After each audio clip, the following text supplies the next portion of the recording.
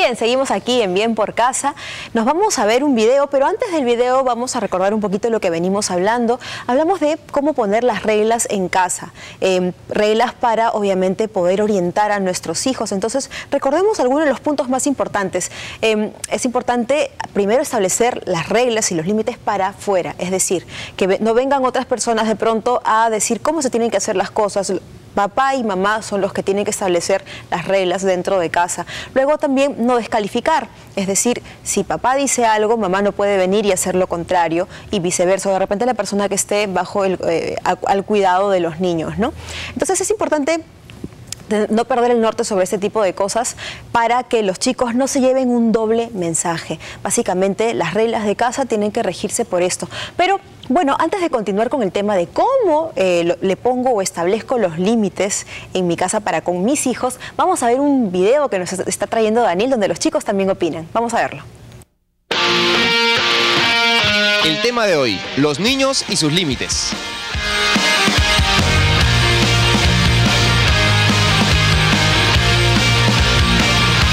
¿Qué tipo de límites te ponen?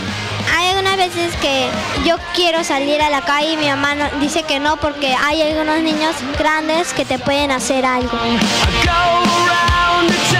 ¿Y tú eres consciente de que por qué son buenos esos límites para ti?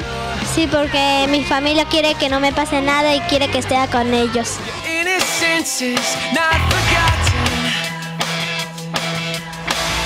Los límites son muy importantes y si no tienen, pueden estar haciendo cualquier cosa mala. ¿Cómo llamarías la atención de esos padres que no le ponen límites a sus hijos? Que los ayuden y que le pongan horarios de lo que pueden hacer y no dejen que ellos quieran hacer lo que ellos quieran. ¿Qué pasa cuando los chicos no tienen límites? Hacen lo que se les da la gana. ¿Qué consecuencias puede tener que un chico o un niño no haya sido criado con ciertos límites? Podrían juntarse con amigos malos, o sea, que son rateros, que fuman droga y no harían las tareas y no serían unos profesionales. Así que ya saben, vamos a ponerles límites a nuestros hijos. Mientras más temprano lo hagamos, se va a hacer más fácil. Mientras más tarde, más complicado. Después yo no sé, ¿ah? Muchísimas gracias, Daniel. Gracias por la información. Los chicos opinan y tienen muchas opiniones un poco distantes, ¿no?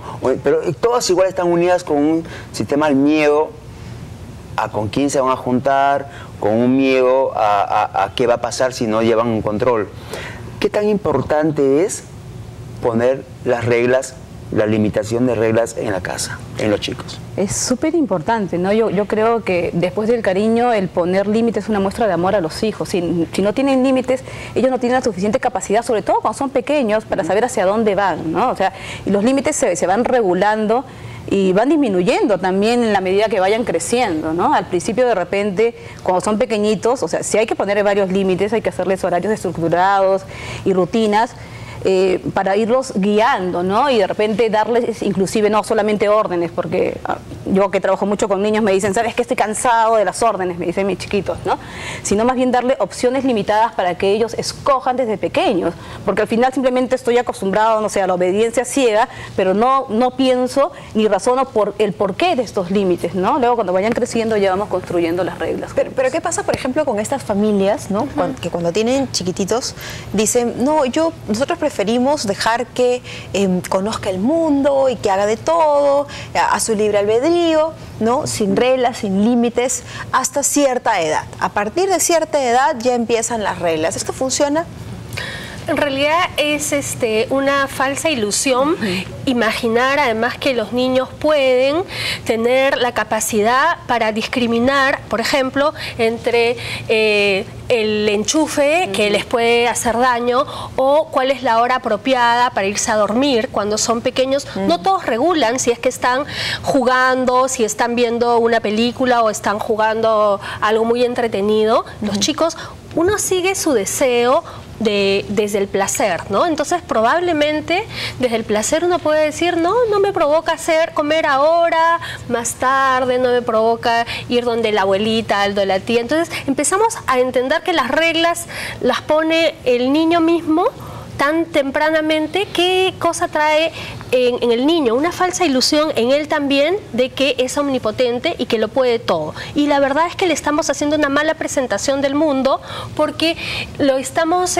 poniendo en una condición a la que él no va a poder manejarse en los medios, en el nido, en los medios en donde va a sociales con los compañeros, porque no gira el mundo alrededor de él y sus deseos. Y si los padres le crean esta ilusión, van a tener consecuencias muy rápidamente, además porque los niños van a pelear, ¿por qué no? Las cosas le funcionan de esa manera, no van a tolerar la frustración, no van a poder esperar la respuesta con empatía de la otra persona, porque creen que todo tiene que ser en el momento y de la manera que él lo quiera, ¿no? Entonces parte de la socialización, y es algo de amor efectivamente, supone contener de alguna manera ese deseo, ese placer dentro de ciertos parámetros que van a permitir inclusive que eso se pueda dar en mejores condiciones, ¿no? Es decir, las mejores condiciones para que un niño juegue es cuando ha descansado, cuando está bien alimentado, y todo eso hay que irlo guiando porque hay que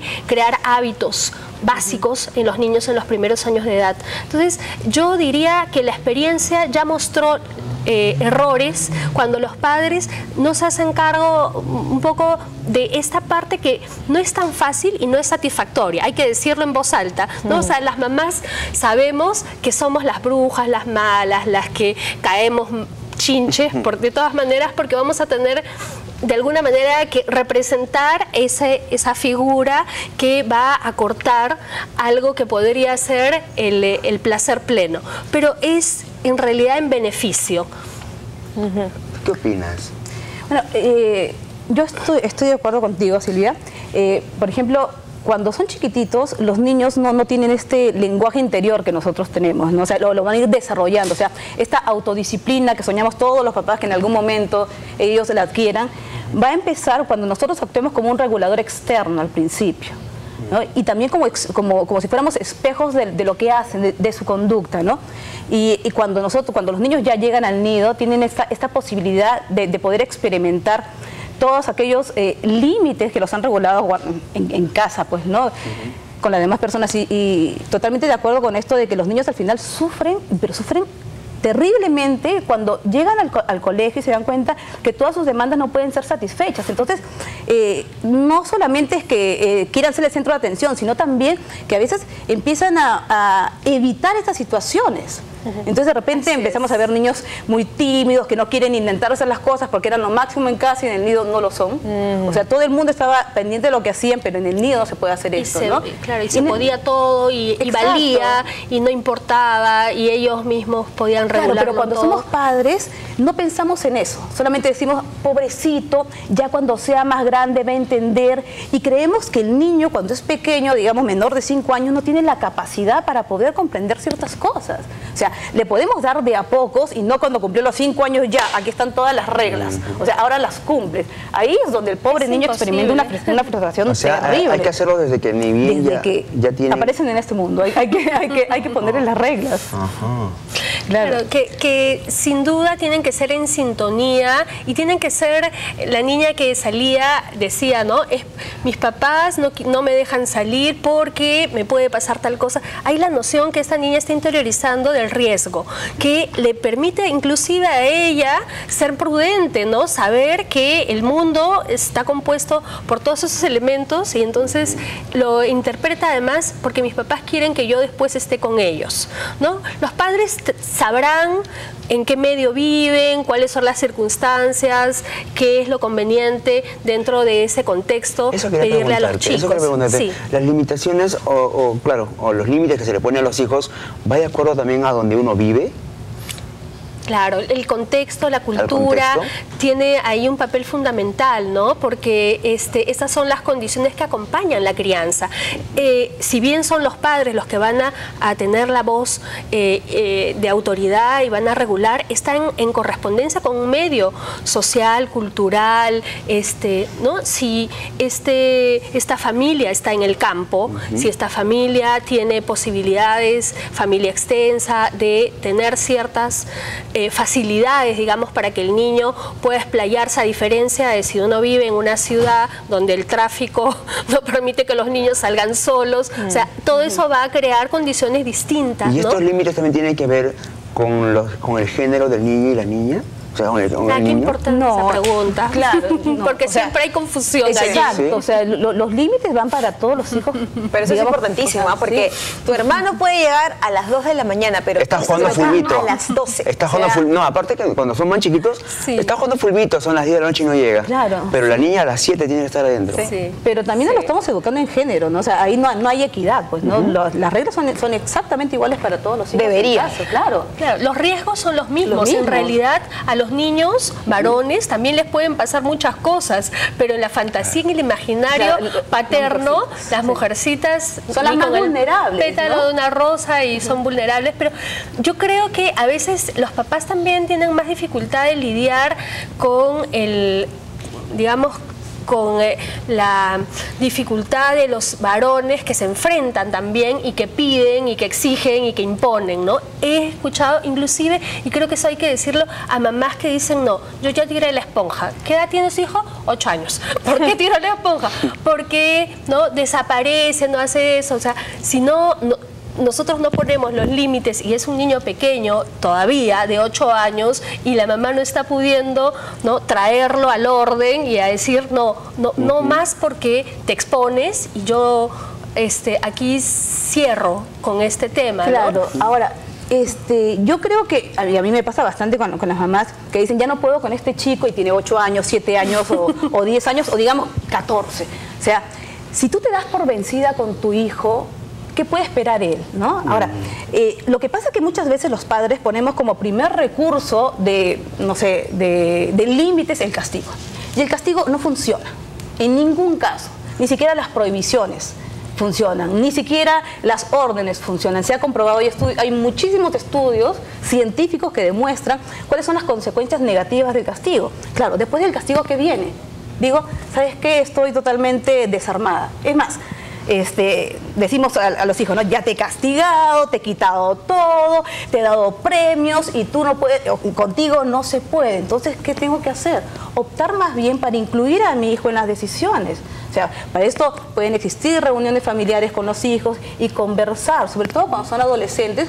Y ni siquiera adolescentes, ahora los chicos de 8 años. también. Es necesario Y incluirlos a ellos para que también sientan que son parte de la familia y que los padres no están ahí solamente para dar órdenes y los chicos solamente para cumplirlas. Imagínense ustedes vivir así, donde solamente tienen que obedecer, obedecer, obedecer. Al final te sublevas, te rebelas, definitivamente. Bueno, interesantísimo el tema. Ya sabemos que hay que conversar, hay que negociar con ellos, hay que incluirlos. Hay que llegar a acuerdos. ¿No? Y dependiendo de la edad también, ¿ah? Porque con un niño de 4 años, ¿a qué acuerdos vas a llegar? O sea, ¿no? Ahí le doy sus opciones limitadas y cuando ya son 8, 9, 10, 11, 12 años, empiezo a llegar a acuerdos. A negociar. Qué bueno. Genial. Bueno, muchísimas gracias. Gracias por haber venido. También. Gracias. Gracias. Bueno, nos vamos a un corte rápidamente y al regresar vamos a hablar sobre el matrimonio. El matrimonio como una decisión importante en nuestra vida. Con eso volvemos.